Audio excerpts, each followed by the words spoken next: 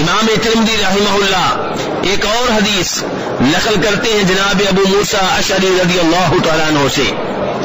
وہ کہتے ہیں کہ فرمایا نبی صلی اللہ علیہ وسلم نے کہ جب اللہ تبارک و تعالی کسی سے اس کا بیٹا واپس لے لیتے ہیں تو اللہ تبارک و تعالی اپنے فرشتوں سے پوچھتے ہیں قبضتم ولد عبدی، تم لوگوں نے میرے بندے کا بیٹا واپس لے لیا ہے، تم نے اس کی روح قبض کر لی ہے؟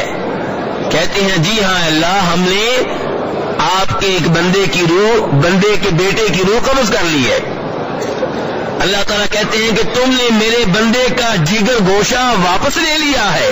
جی ہاں اللہ، ہم نے آپ کے بندے کا جگر گوشہ واپس لے لیا ہے.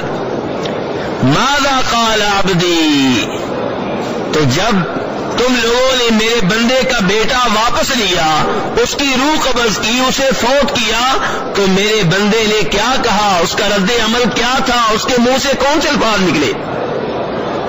پھر سے کہتے ہیں یا اللہ حمیدک والسرجا، یا اللہ تیری حمد و ثنا بیان کر رہا تھا، انا للہ و انا الیہ راجعون پڑھ رہا تھا.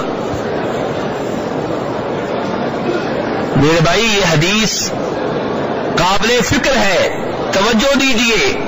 عام طور پہ جب کسی کا جوان بیٹا فوت ہوتا ہے، کسی کا 10 سالہ بیٹا فوت ہوتا ہے، ہمارے منہ سے اللہ کی حمد و ثنا کے کلمات نہیں نکلتے.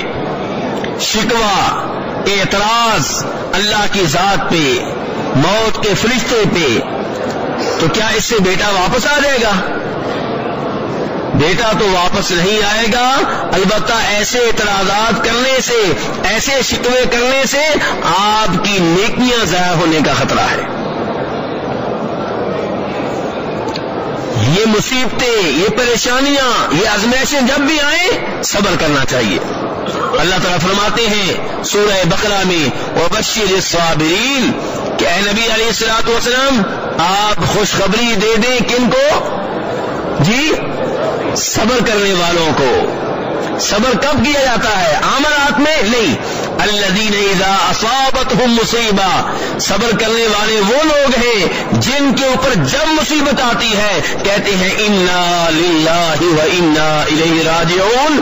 کوئی بھی مصیبت آئے کہتے ہیں انا للہ و انا الیہ راجعون، ہم اللہ ہی کے ہیں، ہمارا مالک اللہ ہی ہے اور ہم نے واپس اللہ ہی کے پاس جانا ہے.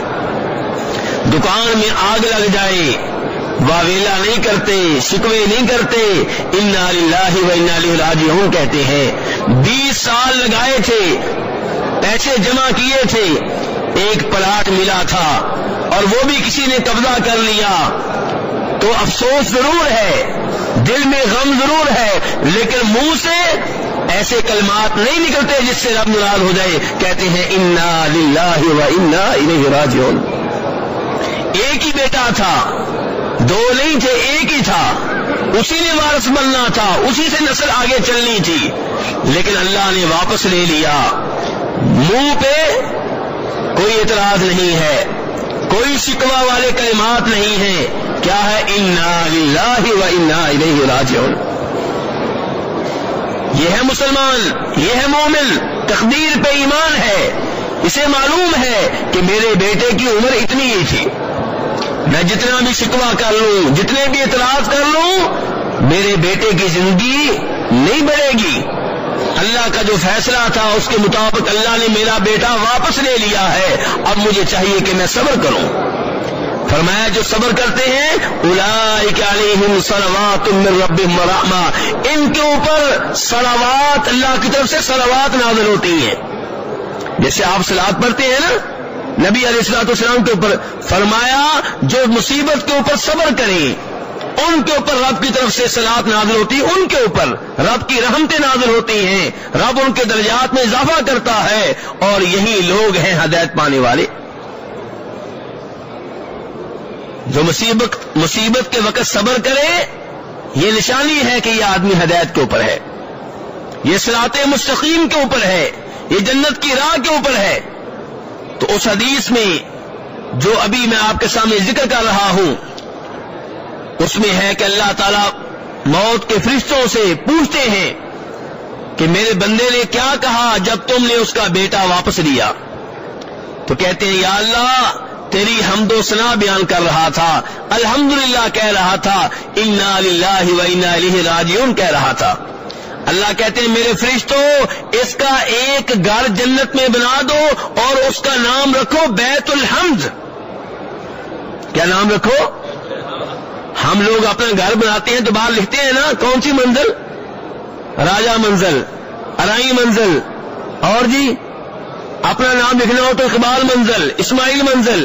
فرمایا جس سے اللہ بیٹا واپس لے لے وہ صبر کرے، اللہ کی حمد و ثنا بیان کرے، انا للہ و انا الیہ راجعون کہے، اللہ تبارک و تعالی اس کا گھر جنت میں بنواتے ہیں اور اس کا نام رکھا جاتا ہے بیت الحمد، کہ یہ وہ گھر ہے جو اللہ کی حمد و ثنا بیان کرنے پہ ملا ہے۔ مصیبت آئی ہے پھر بھی الحمدللہ، پریشانی آئی ہے پھر بھی الحمدللہ، ایک آنکھ ضائع ہو گئی ہے الحمدللہ، ایک کان ضائع ہو گیا ہے الحمدللہ، بیگم فوت ہو گئی ہے الحمدللہ، چھوٹی سی عمر میں یتیم ہو چکا ہے الحمدللہ۔